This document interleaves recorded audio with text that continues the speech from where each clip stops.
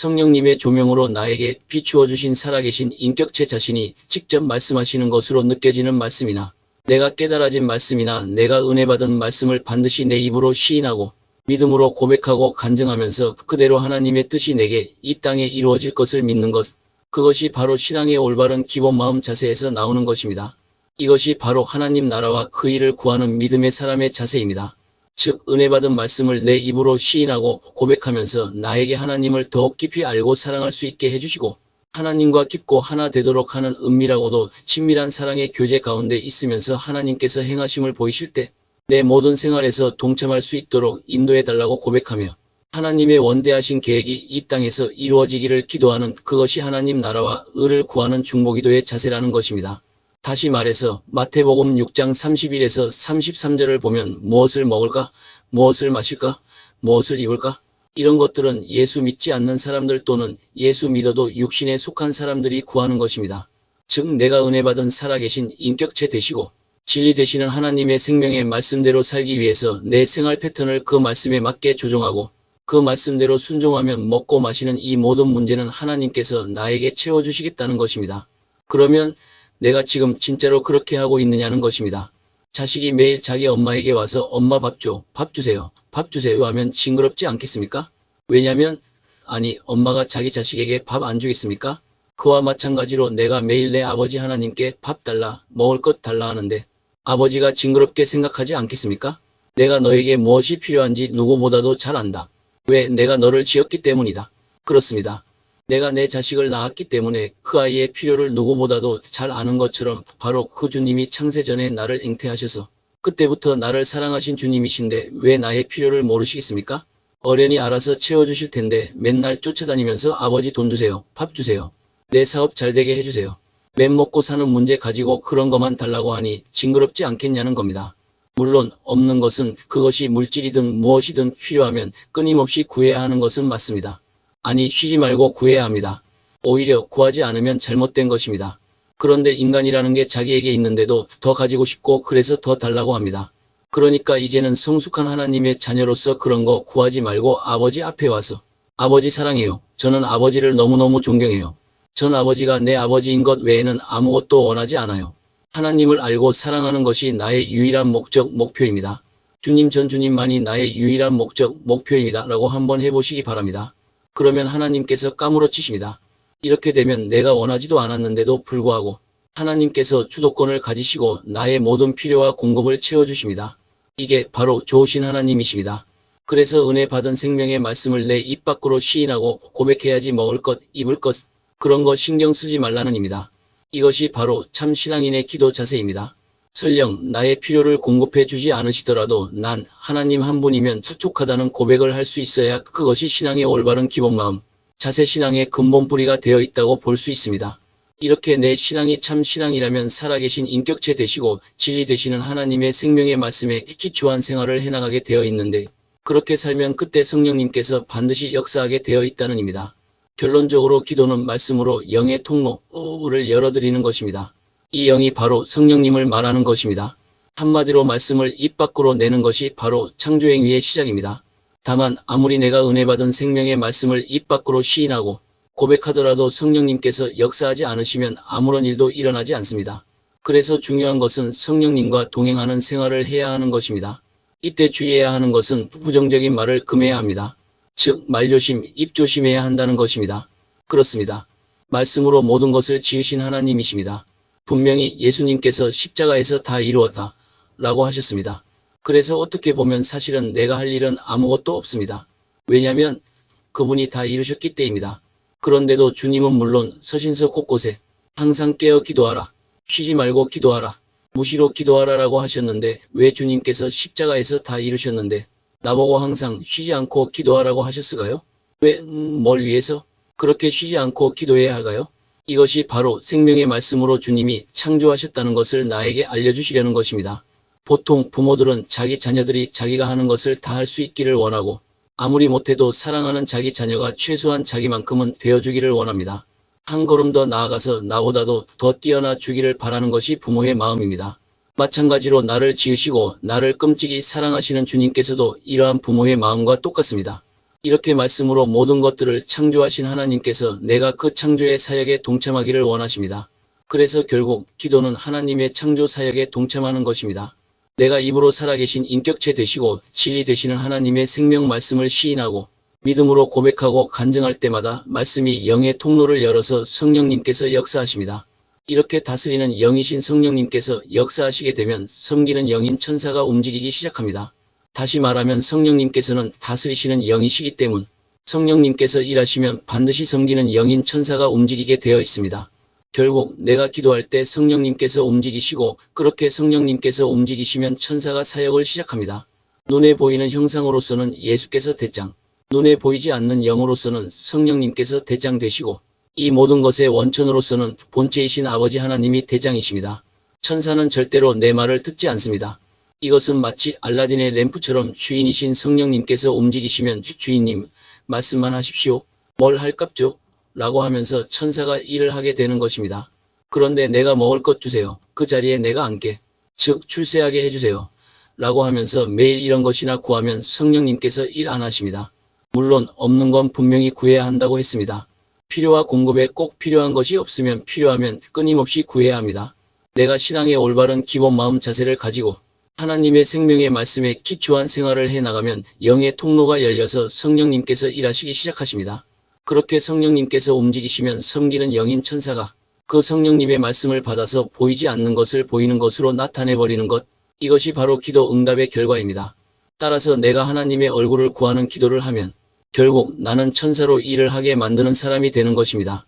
믿는 사람들에게는 천사가 하나씩 다 따라다닌다는 것은 미신 같지만 성경적입니다.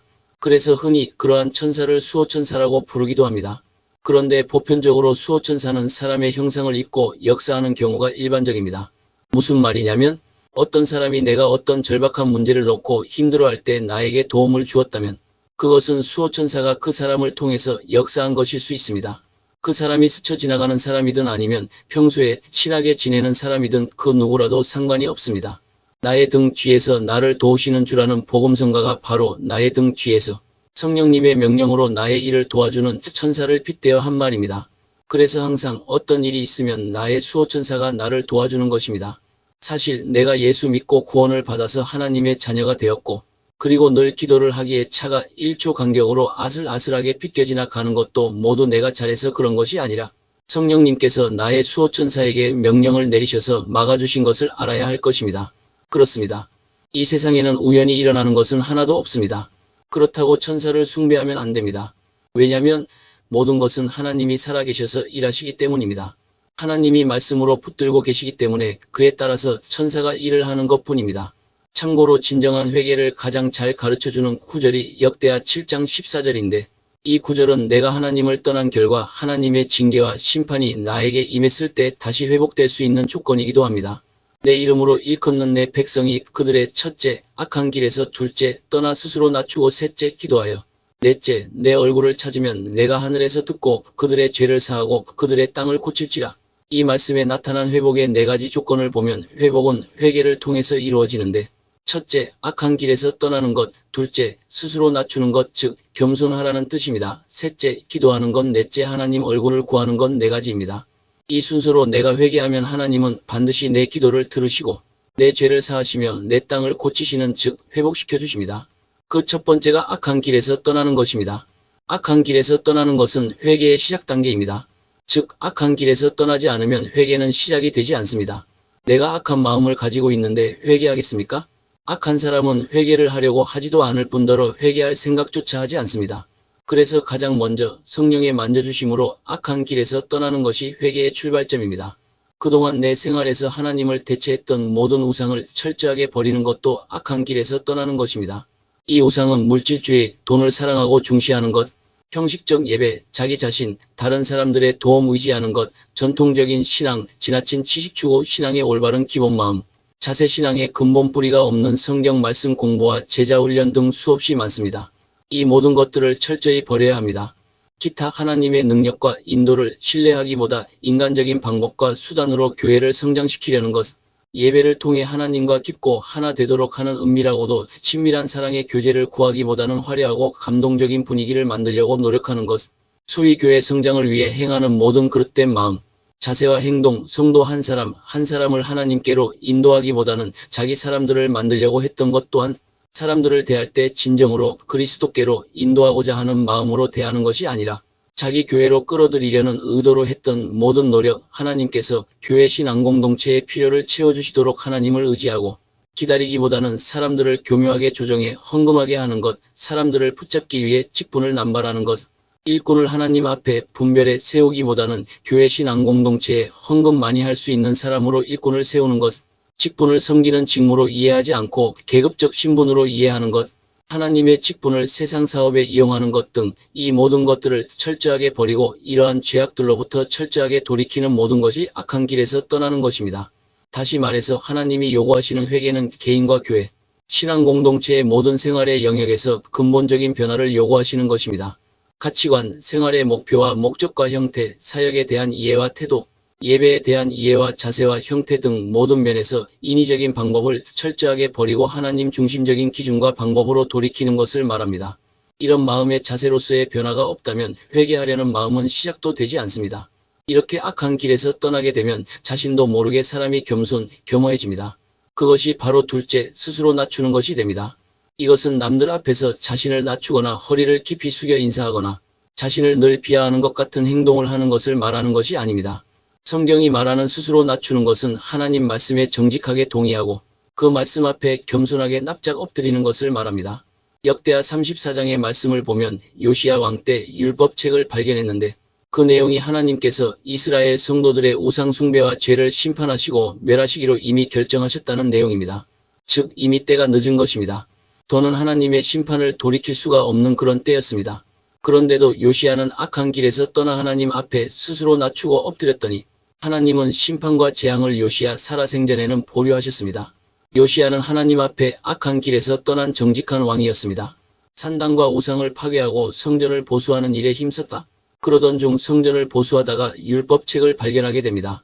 그 율법책을 읽고서는 자기 조상들이 얼마나 하나님의 큰 진노와 심판 아래 놓였는가를 깨닫게 되고 그 말씀 앞에 옷을 찢고 납작 엎드렸습니다.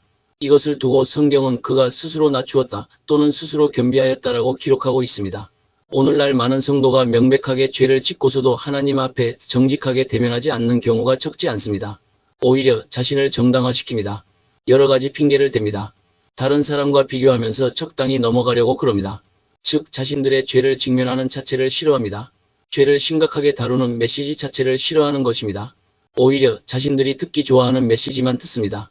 이게 첫 단계인 악한 길에서 떠나지 않아서 그런 것입니다. 그러다 보니 올바른 회개가 시작이 되지 않고 스스로 낮추지 않게 되는 것입니다. 자신이 잘못했다고 생각하는 몇 가지에 대해서만 하나님께 잘못했다고 고백한다고 해서 그것이 진정한 회개가 아닙니다. 요시야는 원천적으로 악한 길에서 떠나 있었기 때문에 진노와 심판에 관한 말씀 앞에 정직하게 스스로 낮추고 엎드렸습니다. 그리고 온 백성들에게 자신과 똑같이 온 마음으로 하나님을 사랑하고 모든 것을 다해 하나님께 순종하고 모든 가증한 것들을 다 제하도록 명령하고 인도했습니다. 그리고 세 번째로 기도하는 것입니다. 주님은 기도에 대해 세 가지를 표현하셨습니다. 구하고 찾고 두드리라고. 내가 스스로 낮추기 전에 하나님의 기준 즉 다림줄이 먼저 나에게 비추어집니다. 그러면 나는 나의 악한 길에서 떠나 나에게 선명하게 비추어진 자신의 모습을 보고 하나님의 기준인 다림줄 즉 하나님의 관점 앞에 정직하게 동의하고 납작 엎드려야 합니다. 그것이 스스로 낮추는 것입니다. 그리고 기도하는 것은 하나님께 비추신 그 하나님 기준에 도달하기 위해서 하나님께 구하고 찾고 문을 두드리는 것을 말합니다. 하나님께서 요시야에게 하나님의 기준과 그 기준 앞에 비추어진 요시야 시대의 모습을 하나님의 말씀을 통해서 깨닫게 해주셨습니다. 그 반응으로 요시야는 옷을 찢으며 하나님 말씀 앞에 정직하게 동의하고 납작 엎드렸습니다. 요시야는 이렇게 스스로 낮춘 것은 물론이거니와 또 당시 선지자 훌다에게 사람을 보내어 하나님 뜻을 묻도록 했습니다. 이 부분이 요시야의 기도 단계에 해당합니다. 즉 하나님의 기준 가운데 서기 위해 구하고 찾고 문을 두드리는 단계입니다. 아무리 철저한 회개의 단계를 거쳐도 이 기도하는 단계가 없으면 안 됩니다. 즉 이제 믿음으로 그 생활을 해나가기 위해 연구하고 성경을 보고 앞서간 믿음의 선배들로부터 배우고 찾고 하는 기도 단계가 필요합니다. 다시 말해서 내가 악한 길에서 떠나 나에게 선명하게 비추어진 자신의 모습을 보고 하나님의 기준, 즉 다림줄인 하나님의 관점 앞에 정직하게 동의하고 납작 엎드려 하나님 앞에 스스로 낮추는 자세는 매우 중요하지만 기도하는 단계가 없으면 자신의 생활 패턴은 변화되지 않습니다. 이 기도의 단계를 거치지 않으면 자신들의 불신을 보고 아무리 애통하고 통회해도 믿음으로 사는 생활은 작심삼일이 될 수 있습니다. 끝으로 기도할 때는 하나님의 얼굴을 구하면서 기도해야 합니다. 하나님의 징계가 나에게 임한 것은 신앙의 올바른 기본 마음 자세가 안 되어 있기 때문입니다. 어떤 성도들은 자신의 당면한 문제 해결만을 위해 간절히 부르짖어 기도하고 금식하고 철야를 합니다. 그러나 하나님의 얼굴을 구하는 데는 관심조차 없습니다. 그러면 절대로 회복이 되지 않습니다. 이런 회개는 온전한 회개라고 볼 수가 없습니다. 왜냐하면 아무리 과거의 잘못을 부분적으로 회개했다 할지라도 여전히 하나님을 모든 것을 다해서 사랑하지 않는 한 하나님을 떠난 상태에 있기 때문입니다. 하나님의 얼굴을 구하는 생활로 돌이키지 않으면 어떠한 종류의 온전한 회개도 일어나지 않은 것으로 간주됩니다. 해결책은 하나님의 얼굴을 구하는 생활로 돌아가는 것입니다. 역대하 34장 29에서 31절과 역대하 15장 12절, 13절, 15절의 말씀을 보면 요시야 왕과 아사 왕 모두 성도들과 함께 마음을 다해 하나님을 찾기로 결단합니다. 그리고 온 마음으로 하나님께 순종하기로 결단합니다. 결국 성경에서 말하는 하나님을 찾는 것, 하나님께 돌아가는 것, 하나님을 가까이 하는 것은 모두 하나님의 얼굴을 구하는 것을 말합니다. 이것은 단순히 자기의 필요를 위해 하나님의 도움과 능력만을 구하는 것을 의미하는 것이 아닙니다. 그렇게 구하여 하나님께 나간다면 그것은 전혀 하나님을 찾는 것이 아닙니다.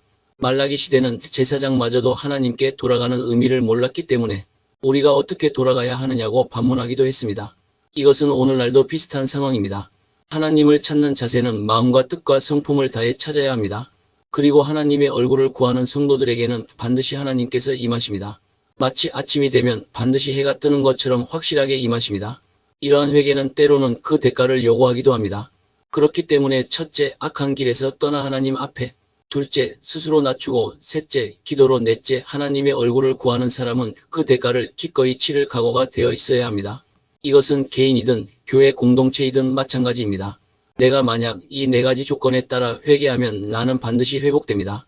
마찬가지로 교회 신앙 공동체 역시도 그렇게 회개할 때 회복되는 것입니다. 다음부터 잘할게요. 로는 부족합니다. 회개는 미래에 대한 약속이 아니라 매일의 생활에서 새로운 생활의 방식이 구현되는 것을 말합니다. 헨리 블랙가비 목사는 공동체 회개에서 교회 신앙 공동체가 온전한 회개를 이루려면 모든 우상을 허물어 부수고 행동 양식을 변화시키고 전통을 버리고 재산과 물질을 팔고 잘못된 일에 대한 보상, 다른 사람과 화해, 하나님이 용납한 사람들을 용납하는 것 등이 요구된다고 말했습니다. 역대하 34장 33절 말씀을 보면 요시야는 모든 우상을 없애는 데까지 나아갔습니다. 그래서 하나님이 그 사는 날 동안 그의 나라에 은혜를 베푸셨던 것입니다. 정리하자면 신앙이 회복되기 위해서는 네 가지 조건으로 회개해야 하는데, 첫째, 모든 악한 길에서 떠나는 것이 첫 단추이고, 둘째, 스스로 낮추는 것은 하나님의 기준 즉 다림줄인 하나님의 관점 앞에 정직하게 동의하고 납작 엎드리는 것이고, 셋째, 기도하는 것은 하나님이 의도하는 자리에 서기 위해 구하고 찾고 두드리는 것으로 빠져서는 안 될 필수 과정이며 이때 넷째, 하나님의 얼굴을 구하면서 기도하는 것이 가장 핵심이며 끝마무리 단계라는 것을 기억할 필요가 있습니다.